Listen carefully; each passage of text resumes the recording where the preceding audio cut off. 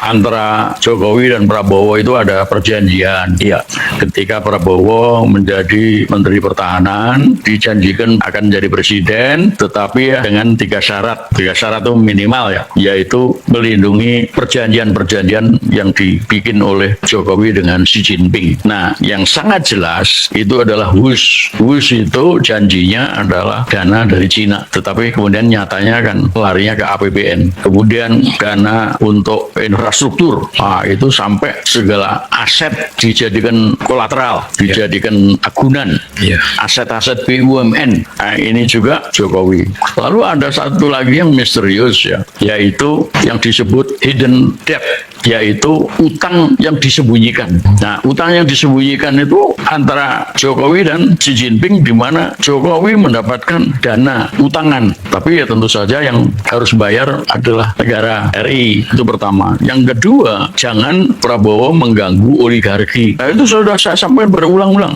Jadi ketika Prabowo mengundang 9 naga, ketemunya beberapa kali lah. Apa yang terjadi di situ? Menurut pendapat saya ya, mereka itulah yang akhirnya memberi utangan kepada Republik karena udah kehabisan dana, ya, defisit APBN. Mereka lah yang menyokong, jadi menjadi supplier, menjadi donor utang lah. Nah, jadi Akbar saja beberapa hari yang lalu mengatakan keuntungannya itu berapa banyak itu dari PEK 1, PEK 2, dan PEK 3 masih jalan terus. Ya, saya kira pembangunan reklamasi itu jalan terus, dan itulah proyek-proyek yang diberikan kepada oligarki demi mendapatkan utangan dari mereka untuk menanggulangi perekonomian Indonesia. Jadi mereka bekerja sama. Yang ketiga, melindungi Jokowi dan keluarganya. Jadi tidak mungkin Prabowo itu memisahkan diri dari Jokowi, nggak mungkin. Demikian juga Jokowi akan terus mendukung Prabowo ya demi keselamatannya sendiri, termasuk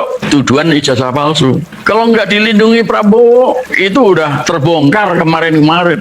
Ini pelanggaran HAM juga itu yang dilakukan oleh Prabowo, di samping ketidakbecusannya, ketidakmampuannya membangun perekonomian, lalu bekerja sama dengan pihak asing, mendekatkan diri kepada Amerika dan Yahudi, menjauhkan diri dari Iran. Nah, ini sudah melakukan suatu pelanggaran terhadap rakyat, bangsa, dan negara, dan pengkhianatan terhadap proklamasi kemerdekaan, pengkhianatan terhadap para pemimpin kemerdekaan dan para syuhada ketika kita melawan penjajahan. Hampir nggak mungkin lah kalau di dalam suasana rejim bahwa Wiwi Gibran plus MPR, DPR yang seperti ini, plus kekuasaan kehakiman yang seperti ini, itu akan menyelesaikan berbagai macam persoalan. Nggak mungkin bahwa Wiwi Gibran, mereka harus dijatuhkan dulu, rejim ini harus jatuh dulu, barulah kemudian orang-orang hebat yang menggantikan pemerintahan.